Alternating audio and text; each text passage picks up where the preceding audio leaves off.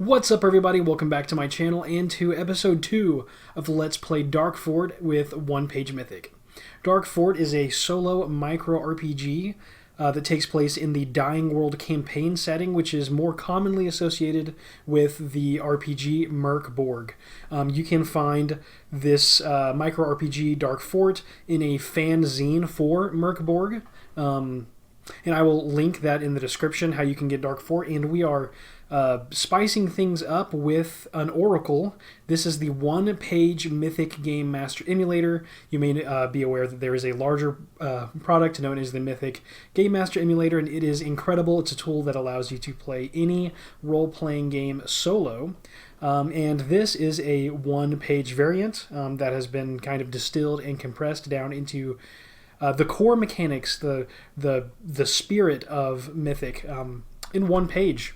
With this one page, you can play any role-playing game solo, and that is pretty exciting. Now, when we last left off, Kargunt had descended into his first catacomb. Kargunt is the Catacomb Rogue. He is delving into this catacomb in search of wealth. It's a difficult world to live in, and so Kargunt is a grave robber. He survived a confrontation with a cultist with a dagger in this kind of hexagonal room. He found a cloak of invisibility, and we used that to sneak by a Medusa in this corridor, and now we entered this large square-like room. We found a soothsayer. I'll make a note of that. And we lost the soothsayer's riddle. We took mental damage. The soothsayer also just kind of like, gave us an unarmed blow to the gut as he fled the catacomb, leaving Kargunt at 11 health out of 15. Kind of rattled, but he's okay. He's alive. He still has 11 health left. Now, if you'll remember from the last episode, I mentioned that we had rolled a random event and that we would resolve that at the beginning of this episode. I actually realized when I went back and watched my footage back from the first session that the doubles that I rolled was on the action meaning table. And I just want to point out that when you roll on the discover meaning tables, either the action table or the description table, doubles does not generate a random event. A random event is specifically generated when you roll a double using the fate chart or the ask the game master chart. So there is no random event for us to interpret. However, this is a third room for Kargunt to have explored successfully. So I will increment his rooms explored to 3. We're sitting at level 1. We have 7 points earned and 3 rooms explored. And just to circle back, we are trying to survive 12 rooms. We're trying to earn at least 15 points to level up. Alright, so this means that we can effectively move on and generate a new room to kick off the session in earnest. So I'm going to say that I want to keep exploring to the west. We have this western door, or I'm going to say, from your perspective, eastern door. The first thing I'm going to do when I'm playing Dark Fort, entering a new room, is roll for a room shape. So I've got some dice in the way. A 2 and a 2 makes a 4. So this is going to be a cross-shaped room. Very interesting. And then let's go ahead and roll a d4 for the number of doors in this new room. We get a 4, so there will be 2 new doors. Okay, so I'm going to draw this kind of cross-shaped room. Like so. And I think, let's see, to make this easier to explore, I think I will have the doors be located to the north and the south. So we'll close off this eastern passage, and I'll just indicate that we have a door to the south and a doorway to the north. Now, what is in this room? And actually, before we even get to that, I'm going to ask some discover meaning questions. So what is...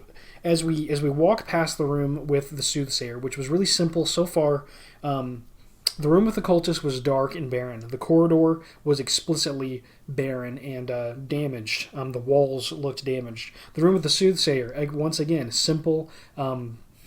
I remember the soothsayer was working on something. I'm not exactly sure what, but there wasn't much going on in the room. Is this similar? I'm just going to ask the let's ask the game master. Is this room mostly barren, like the rooms that we've already explored? I'm going to say that it's likely that this room is mostly barren. Okay, and we get an 88. 88. So now this was a roll on the Ask the Game Master table. So two things. First off, on likely, with likely odds, an 88 is a no. So this room is not barren. There's something interesting in the room. Now, we also generated a random event for rolling doubles. Now, how this works is when you roll a double, you discover meaning. We're going to roll on the action meaning table, and then we're going to interpret the results in the context of our adventure. Okay, so before generating with Dark Fort, before we generate what actually is in the room on the room table, let's go ahead and see what this random event is all about. So it looks like we're getting our random event anyway, which is it's cool, it's exciting. Okay, so first roll on the action table is a 53. This gives us goals. Now this is interesting. So goals. So Kargunt's goal, I think, is to gain wealth. I think his goal is to find money and support himself. I think that's why he's taken on this life. Now, I don't explicitly know that. So why don't we ask the game master if that really is his goal?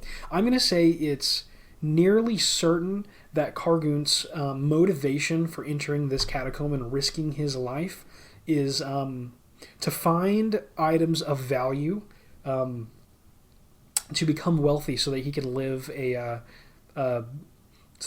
can live a decent life back in on the surface of the dying world. Okay, so I'm going to say this is nearly certain, so we need to roll under an 85 for this to be a yes, and we get a 19. So that actually is a yes.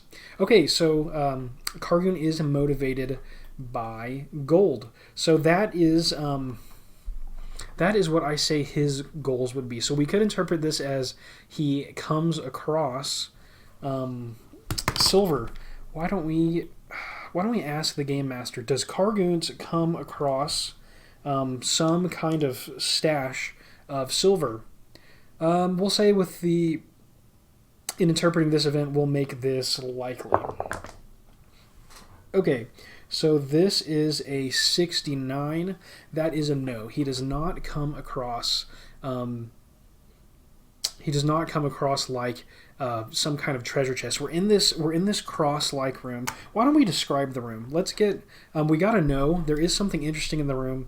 Let's go ahead and ask. What does this room look like? Let's get a word and see if this helps us out at all.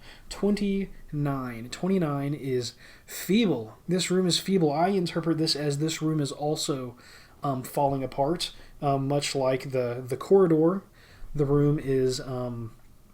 It's damaged. This place really just looks like it could collapse almost at any moment. It almost is making Kargunt nervous to be here. Okay, feeble. Let's get another word and see if we can extract anything else from the 71. That is peaceful. This room is feeble and peaceful as he enters, but there's something interesting in the room that has to do with his goals. Okay, so at this point I'm going to say that this could indeed be it could be a similar situation to the first room. It's just kind of jogging my memory in that sense. The room could be dark and seem like nothing is wrong. There could indeed be a monster here that is ready to jump out. That monster could be could have, perhaps loot on his person. We also could say that part of our goal in the game is to gain points. A monster would be worth points. Why don't we leave it up to the roll on the Dark Fort room table to give us even more information about what this random event is. Okay, so we rolled a 1. There's nothing in this room. The room is now explored. However, we do know that there is indeed something related to a goal in this room. Okay, what if this room, what if this random event introduces a new goal to Kargunt? He descended into the catacomb only looking for wealth, and so far he's discovered that there are these kind of awful creatures and people living in this catacomb with the goblins. Remember that there's a large stone door at the entrance with the goblins engraved on the door. Okay, so why don't we ask some more questions? So we know that this random event has to do with a goal. Let's say that this is going to introduce a new quest to Kargunt. Now we could roll for action words to see what he needs to do, or we could roll for description words to try to describe what it is in the room that gives him a goal. And this is an interesting decision. I'm going to... Why don't we roll on the action meaning table specifically for another word in addition to goal to help us understand what the random event is? That actually might be the most clarifying way to go about this. So the first word for the random event was goal. We know that there's not, according to the Dark Fort table roll, there's not a monster in this room, but there is something interesting in the room that's goal oriented. Okay, here we go. We're rolling for a second word on the action meaning table, and we get 19. Conclude goal. Okay, so this is the conclusion of someone's quest. Is someone in this room dying? Now picture Dark Souls. This is Dark Souls 1, and you're coming across. I can't even remember his name, which is so sad. There's someone who is dying and kind of gives you the quest of the chosen. That's kind of the vibe that I'm getting here. Is there? I'm just going to say that that's what this means. That's kind of exciting. There's someone in the room that is dying. He's at the end of his quest, and he intends to give Kargunt a quest. So let's see. Is it a I don't know. Is there some kind of warrior type person dying in this room? I have no idea. Let's make it a 50-50.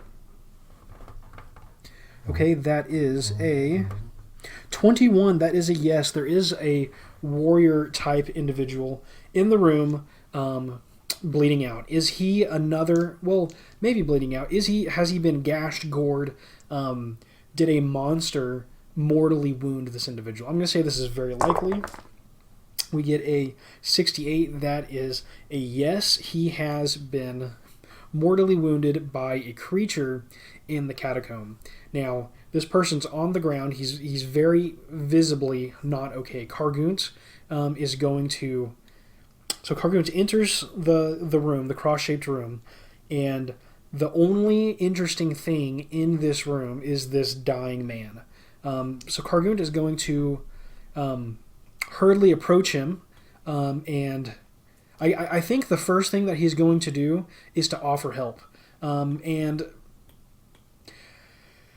this man is very obviously dying. I think his response is, if he's going to give Kargunt a new quest, his response is probably something along the lines of, no, it's too late for me, but I was here for a reason and I need you to do something for me. Is this guy... I'm going to ask the Game Master, is that this man's response? I'm going to say it's nearly certain, given the rest of the context.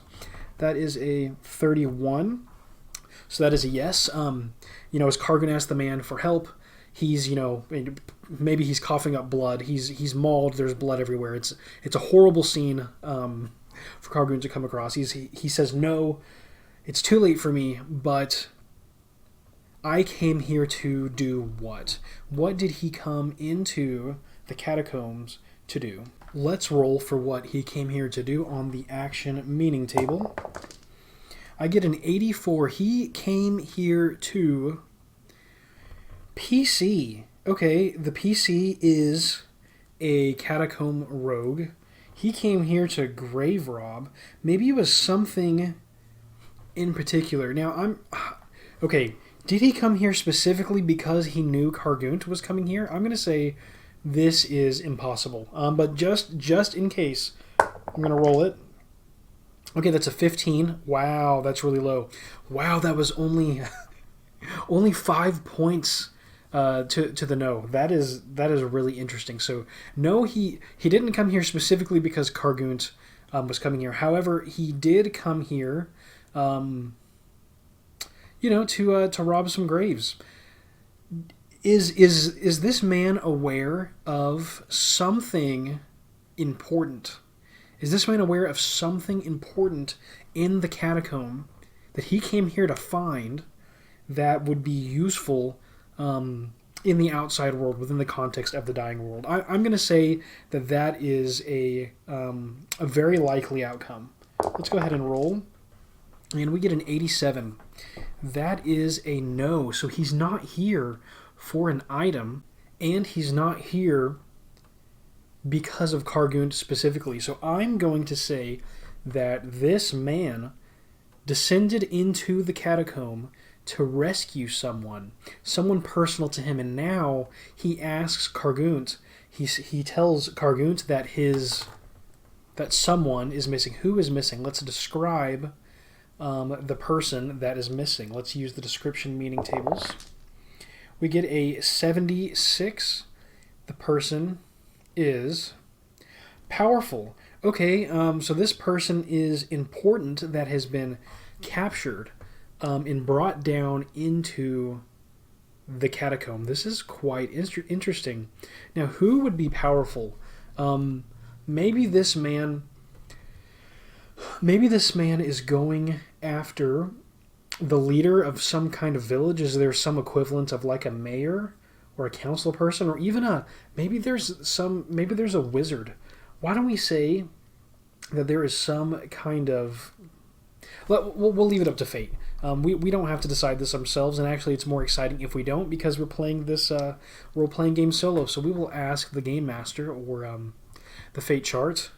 First, I'll ask, is the person that went missing a local leader to a nearby village? I don't know. We'll call it a 50-50. That is a 56. That is a no. So rather, this is a powerful individual because they are some sort of mage or sage type individual. Maybe they serve some kind of support role to the surrounding villages, to the people that live in the countryside, near where this catacomb is.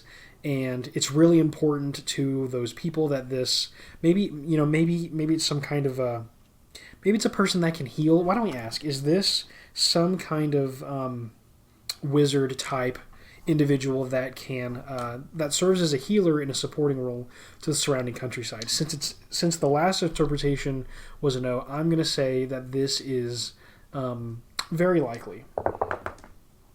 And we roll a 42, which is a yes. Okay, so this man is dying, and with his final breaths, he tells Kargunt to save we'll call him to save the sage. Their towns, the region's sage went missing. They believe he was captured and brought down into this crypt, into this catacomb, and he implores Kargunt to please find the missing sage, rescue him, and bring him back to the town of... I'm just going to roll on the description meaning tables for a name. The first word is frightening, and the second word is mundane. So frightening and mundane. We'll call it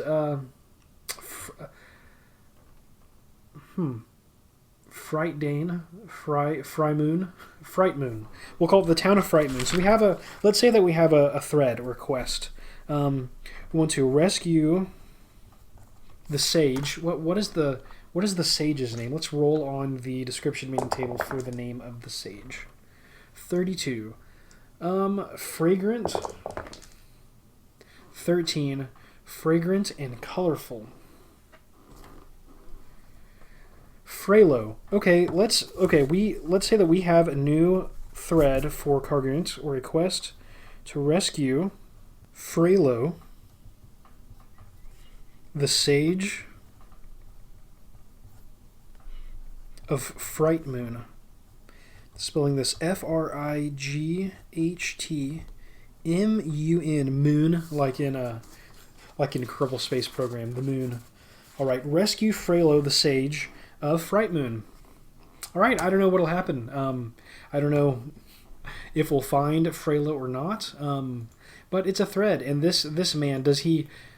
Oh, okay. So Kargunt needs to respond. I think is Kargunt going to accept this man's quest? I think the man is dying. We want him to die with hope. Kargunt, we said he was a clean or somewhat innocent individual. No one is truly innocent in the dying world, but this man has a clean spirit. I think his response is going to be a yes. So Kargunt says everything that he needs to say to comfort this man in his final moments, and feeling fulfilled in that he has passed on his quest to another individual, this man breathes his last. And Kargunt has to witness this. Now, it seems likely that this man was gored by the Medusa 2 rooms ago. If you'll remember, right, the Medusa was feeding on a warrior type individual in the corridor. I'm going to make a note in the cross room. I'm going to say dying knight. This man's not, may not literally be a knight, some kind of warrior, but it's kind of a reminder for myself. The Dark Souls 1 reference. It's possible that they came in here together to recover the sage, and now they're both dead. It's also possible that there are more. I feel like if this man knew that there was someone else that could help me, he probably would have told me. So I think it's pretty safe to say that these 2 individuals they descended together, and they did not luck out. They just had a bad time in combat against the Medusa. That really is quite awful, but that is everything in this room, and that is 1, 2, 3, 4 rooms explored. Dark Fort said that there was nothing in the room. All that we were able to find is a quest. Okay, so now let's move on. We have a path to the north and to the south.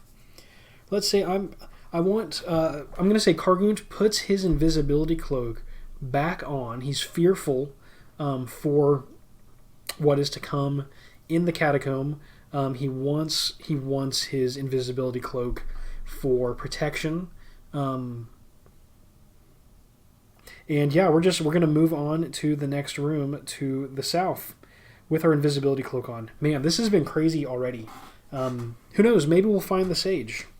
Let's go ahead and roll for another room. We've survived 4 rooms, and we still only have 7 points. We want 15 points. Okay, let's roll for a room shape. 2d6, we get an 11. Ooh, this is a triangular room. Triangular, okay.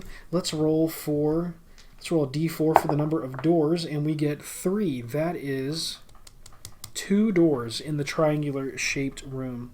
I'm just going to come off at a real angle here. Make it a real nice triangle shape. Okay, and I don't want the dungeon to carry on too much further to the south because we're going to run out of room. So I'm going to say that both doors, well, I guess that doesn't make too much sense. There's enough room for another set of rooms in this direction. Why don't we say that one room faces the south here, one door faces here, and one door faces here. Okay. We have our nice triangular shaped room. Now I want to ask the fate question. Is this room also barren? Is this another boring, non-descriptive room? We're gonna call this very likely. Up until this point, there is nothing anywhere in this dungeon so far. So far, there's nothing really descript in these rooms. They're really barren. Does this change in this triangular room? So the question I'm going to ask, I'm going to say it's very likely. Is the room mostly barren? 27, yes, the room is indeed mostly barren. Okay, so there's nothing really interesting visually going on. Now we're going to roll on the dark fort table, the room table, to see what, if any, kind of active element is in the room. This is a d6, and we get a 5. You face a tough monster. Okay, now we're wearing the invisibility cloak, which is excellent, seeing as we're coming across another tough monster. But which tough monster do we come across? Let me grab my d4. This is a d4 roll, and answer is 1. A necro sorcerer. Ooh, there is... This is almost like a boss, I feel like. A necro sorcerer is in the room. Now, this person, he has 4 points, does d4 damage. Every other attack is a death ray, dealing d6 damage. Wow. His 8 health, and his loot is silver. After the fight, there's a 1 in 6 chance you are transformed into a maggot. Your adventure ends here. Now, we know that there is a sage being kept captive. A sage that was kidnapped, perchance, and drugged down into this catacomb. And here we come across a sorcerer. So I'm going to make a note, necro sorcerer. Necro sorcerer. And so the question that I have, the room is nondescript, but this sorcerer, what is he doing in the room? So we're wearing the invisibility cloak. So we come into this barren room and there's a sorcerer in the room. What is it that he is currently doing? I want to know. 64. He is information. Okay, so he could be studying, or he could have the sage, and he could be interrogating the sage for information. Now, this is literally one room away from the Dying Knight. Man, it would really suck if he was that close. If he was that close to his goal, and he couldn't reach it, that would be horrible. But this necro sorcerer, we get the word information. I'm going to say the most likely thing is that he is studying. Is there, I guess maybe there's some kind of table in the room, stone table, boring, nothing too interesting, that he is sitting at and researching, looking at something. I guess we'll ask Mythic that question. I'm going to say it's very likely that he is, maybe pondering over, poring over some kind of tome, learning something. Yeah, we'll call it likely. Okay, 79, that is a no. Okay, so if it's information and he's not, learning something actively, so let's ask the question, is he interrogating someone? Is he interrogating someone? Okay, I'm going to say, given the other option being a no, that this is now very likely. 38, so that is a yes. This man, the necro sorcerer, is indeed interrogating a person. Now, is the person that the sorcerer is interrogating another warrior? Is it another soldier? Okay, let's just roll for it. I don't know. I don't know the answer to this. I'm going to make this... You know what? Because there were 2 other warriors in the catacombs, I'm going to make this actually very likely that the person being interrogated is a warrior. Okay, 69. Very likely that is a yes. This is a third warrior. Now we can imagine that the man, the Dying Knight that we were able to talk to, he might have thought that the next person was dead. It's strange that he wouldn't tell us if someone was alive still. that could help us, but maybe he presumed this third person to be dead. Maybe this third person is a part of the group. Okay, so we're standing in the room, and this sorcerer, this has to be awful, is interrogating a warrior-type character.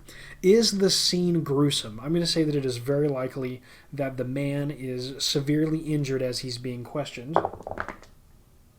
That is a 20. That is a yes. So this man is also... he's doing quite poorly, being interrogated by the necrosorcerer, and we should be able to hear what they're saying.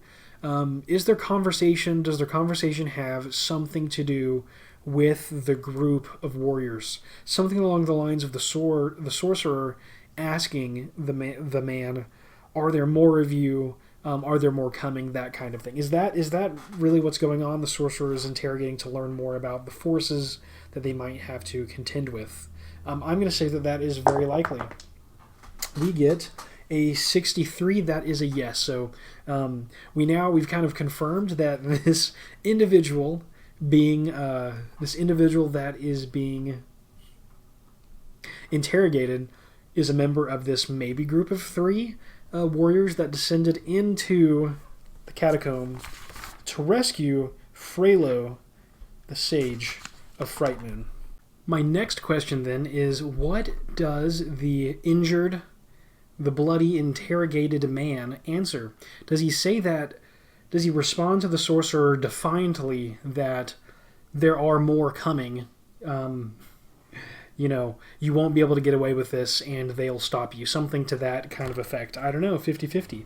Let's see if the injured man is so bold. And that is a 49, so just barely. That is a yes. The wounded man, looks defiantly up at the sorcerer and, is almost aggressively barking at him that there are more. Maybe he's laughing even, at the sorcerer that, yes, there are more of us and they're coming, and that the sorcerer's crimes, all of their crimes here in this catacomb, whatever this cult is, presuming that there is a connection between the cultist and the sorcerer, their crimes will not go unpunished. It seems to me quite likely now that the sorcerer will kill the warrior. I feel like there's probably not further use for the injured man for the sorcerer. However, Kargunt is standing there in the room, maybe just coming in this the triangular, the northern entrance of this room, watching this unfold. He has the cloak of invisibility on. He can take it off and try to save the man. And you know what? I'm going to leave it up to fate, but I'm going to make it nearly certain that Kargunt is going to intervene on behalf of this man. Do I want to influence fate that much? Yeah, yes I do. Okay. Yeah, I think that this is very likely what Kargunt will do. I want to leave a little bit of room for error in case he is afraid, or in case, he's really here for himself. I wouldn't call him, there's not an alignment in Dark Fort, but I wouldn't call him a lawful good. He doesn't feel absolutely compelled to just, respond for the good of others in every situation, but I'm thinking that in this circumstance, he probably will attempt to intervene with the Necrosorcerer. Now, Kargunt is not aware of the game mechanic that after the fight there's a 1 in 6 chance that he'll be transformed into a maggot. He has no idea. That's not something that Kargunt would be aware of. So we're gonna roll the question with an odds of nearly certain. Does Kargunt intervene to protect the wounded warrior? And we get a 16. A 16 on a nearly certain roll is an exceptional yes. Kargunt roars. I don't know. Kargunt roars. He hurls off the invisibility cloak and without warning swings his sledgehammer at the Necrosorcerer, engaging in combat. Now, I want a descriptor for what the onset of this combat looks like. What does it look like at the beginning? 84, we get a rough. This combat is rough, so now I need to know, did we hit or not? Okay, so going back to combat, a Necro Sorcerer is worth 4 points. These are points that we are trying to collect to level up. Now, to hit the Necro Sorcerer, I'm going to roll a d6, and I need to roll a 4 or higher to hit. If I roll under a 4, then the Sorcerer hits me. Now, every other attack from the Sorcerer is a death ray, so we're going to say that on the first attack, that is d4 damage, this the Necro Sorcerer has a dagger. He has a dagger, and that is what will do d4 damage on those turns. And then every other attack, he's going to use his death ray. Okay, so we swing the Warhammer at the Sorcerer, and it does not connect. The Sorcerer turns around, he spins around, and he just dodges our Warhammer and jabs his dagger at Kargunt. And it's going to be a hit, and we're going to roll a d4 for his damage. How bad does he hit Kargunt? Kargunt is now at 11 health.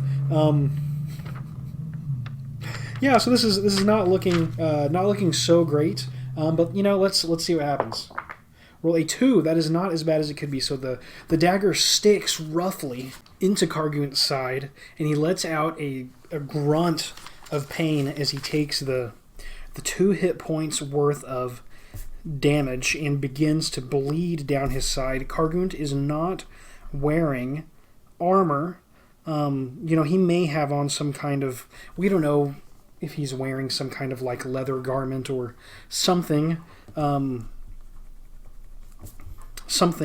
defensive.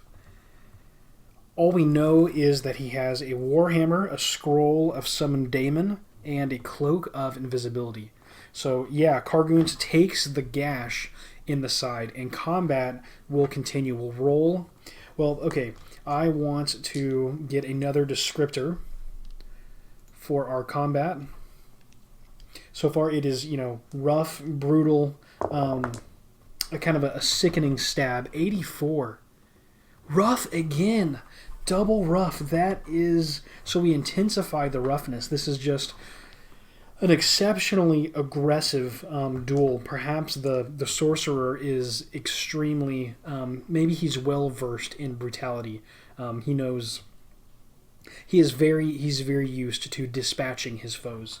Kargunt's going to, you know, steady himself, spin, deal another heavy blow directed right at the midsection of the Necromancer. And this will be another miss. The Necro Sorcerer, I should say, to be more accurate, is able to dodge, and this time he uses his death ray. Now I want to ask about the death ray. Does he have some kind of magical implement that he is holding? Let's go ahead and roll for that. I'm going to say it's very likely that there is a magical implement that he needs to use. We get a 47. Yeah, so he's holding, let's call it a staff, and on the head of his staff he has a symbol of, I'm going to say it's either the moon or it's of some kind of goblin god symbol. Why don't we ask the moon? 50-50. 10. Yes. So the Necro Sorcerer is wielding this staff with a symbol of a crescent moon on the tip of his staff, and as he backs away, just kind of sidestepping the Warhammer's heavy blow, directs his staff directly at Kargunt and deals a death ray, fires a death ray at Kargunt, which will hit. Massive hit. Oh my gosh, we rolled a 6 for damage. The death ray hits Kargunt square in the chest, knocking him prone. We've reduced his health down to 3. Kargunt is going to die. If he gets hit again, the odds are very high that he will not survive the next combat. If we leave combat now, there's a rule for this. You can try to flee a fight, taking D4 damage and leaving the room unexplored. So we're going to take a hit anyway that could kill us. We're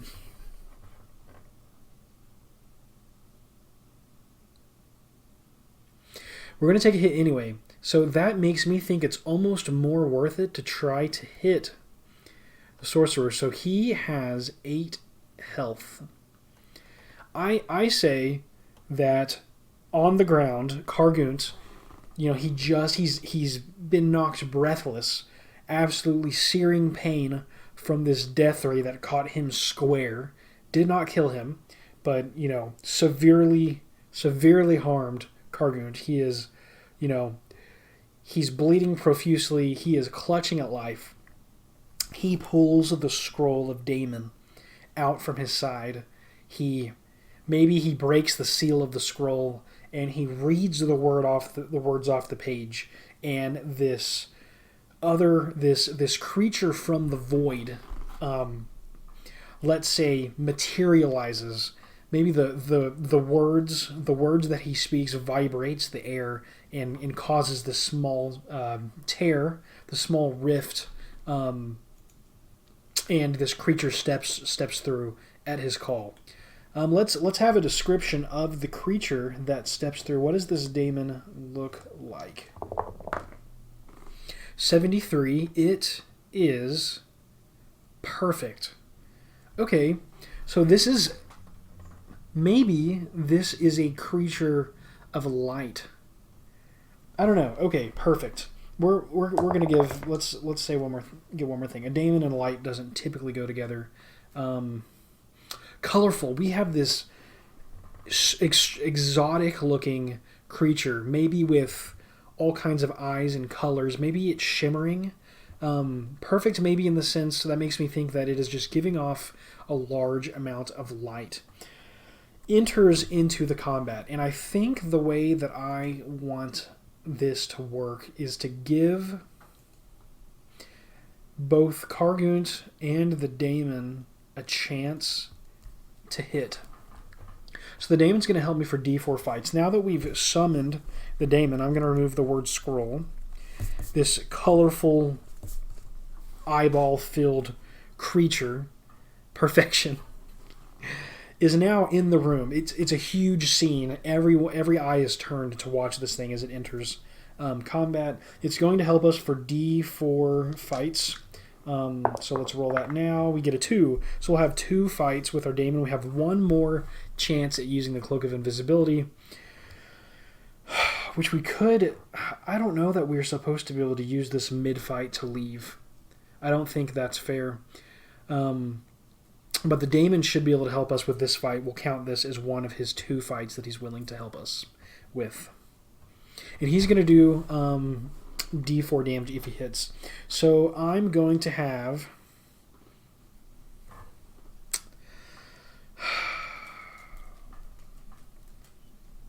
Or should I have the Daemon hit if Kargunt hits and then they both deal damage?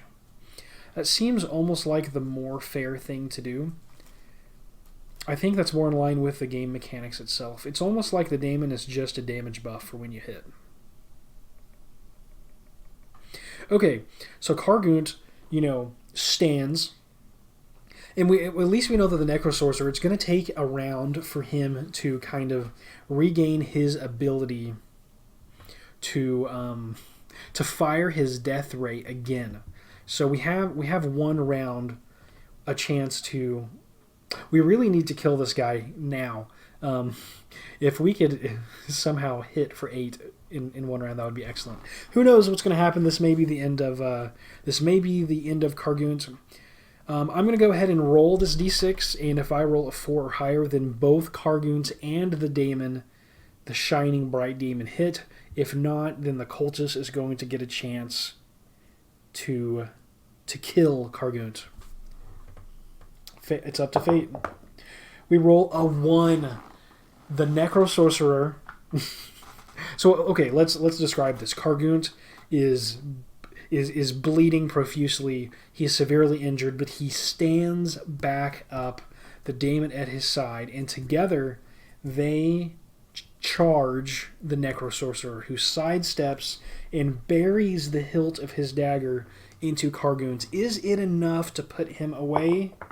That is a 2. It is not enough. Kargunt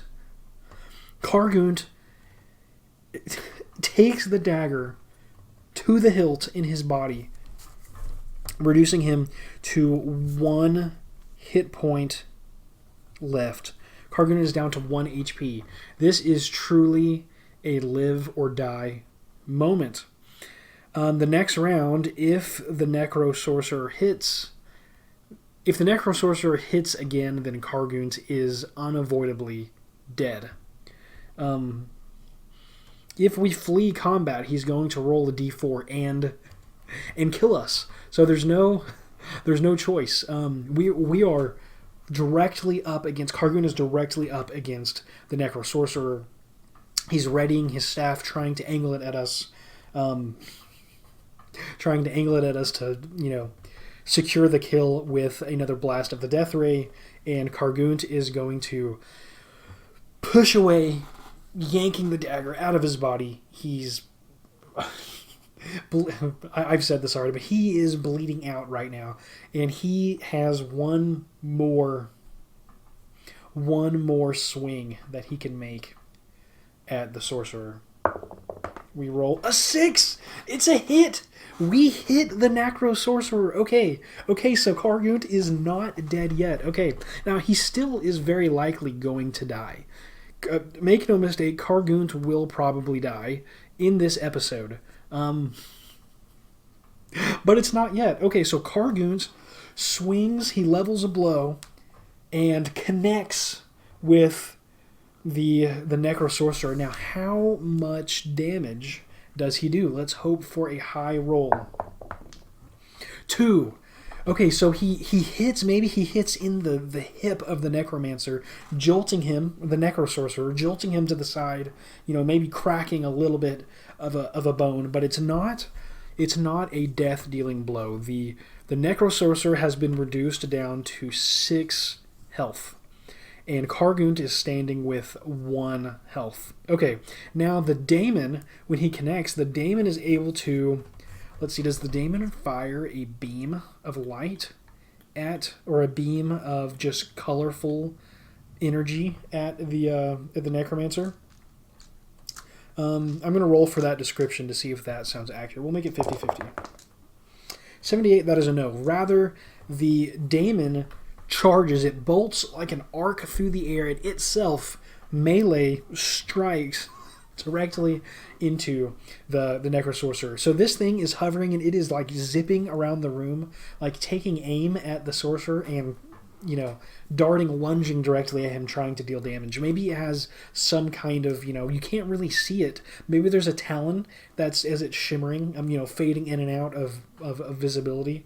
But whatever the case, it's going to hit the Necromancer, and it's going to roll d4 for damage, and we're just going to hope for the highest number we can roll. That is a 2. Okay, so it hits for a 2. We have, in one round, reduced the Necro Sorcerer down to half health. He is now at 4, so the daemon connects with the Sorcerer, and maybe you see this big swipe of talons across the chest of the Sorcerer. He's very obviously hurt, but he is still able to continue fighting. Now we move on to a new round of combat, and once again, there is little to no point.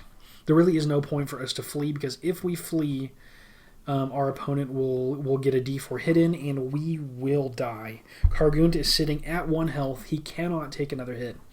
If we are able to connect, we have 2 different sources of damage. We get to roll a d6 and a d4. We could win this combat. if we hit. It all comes down to a roll of a d6. Yet again, if we can roll a 4, 5, or 6, we have a 50% chance of living. And then if we can live, we have an okay chance of killing the sorcerer. All right, let's leave it up to fate. A dice roll. We're looking for a 4, 5, or a 6. And we roll a 6 again for the hit. I cannot believe. I mean, you saw, yeah, you can see this right here. I cannot believe the good luck that Kargunt just had. Oh my. Okay, now we need to roll, like, let's say at least a 2. I'm hoping for at least a 3. But we could. Okay, so let's describe this. I need a description before we roll for damage. What does this look like? So we just had Kargunt rips himself off the dagger, levels a blow at the sorcerer's side, kind of nicks him in the hip, deals some damage. The daemon comes across and swipes at the chest, and Kargunt swings, brings it around from downtown. But hit connects with another swing. Let's describe it. Let's get a description meaning table for the hit. That is a 64 natural. It's just, the swing, it just feels natural. Like a baseball bat. It comes around and it just connects with the sorcerer. And it will deal 3 damage. 3 damage. And I am so excited. The hammer strikes his rib cage, crushing it, reducing the sorcerer's health down to 1 HP. He falls to the ground. He's kind of clutching his side, and the daemon zeroes in. Ready, aim, fire. It doesn't matter what we roll. 1. The daemon, his strike pins his talons pin the sorcerer to the ground. He is stuck to the floor, and the light fades from his eyes, and the sorcerer is dead. And I cannot believe that that actually happened. Wow, Kargunt survived. I felt bold heading into this combat. I'm going to mark that we've used the daemon 1 time. I felt extraordinarily bold heading into this combat. I thought that we were going to do just fine with 11 health. But the Necrosorcerer brought us to within an inch of our life, and somehow we survived. So Kargunt is now standing in the triangle-shaped room. He has just killed, or more accurately, the daemon just put the finishing blow into this Necrosorcerer. The sorcerer is dead, but there is still a wounded warrior, a soldier of some kind, laying on the ground, dying in the room. And this is going to be a role-playing opportunity for us when we come back. I think this is a perfectly exciting moment to end the session. This round was definitely a blast. In the next session, we're going to have to talk to this guy and see what kind of information we can get from him. We need to try to stabilize him if we're able to, and then we need to make a decision about how to approach the dungeon. We could move forward. We could try to backtrack and leave, and maybe come back, in better shape. I'm not exactly sure, but whatever the case, we will tackle those challenges in the next session. Thank you so much for watching. I really appreciate you being here. If you're enjoying the show, don't forget to hit that like and subscribe button to let me know you want to see more solo role-playing content. I'll see you in the next episode, so until we meet again, fight on.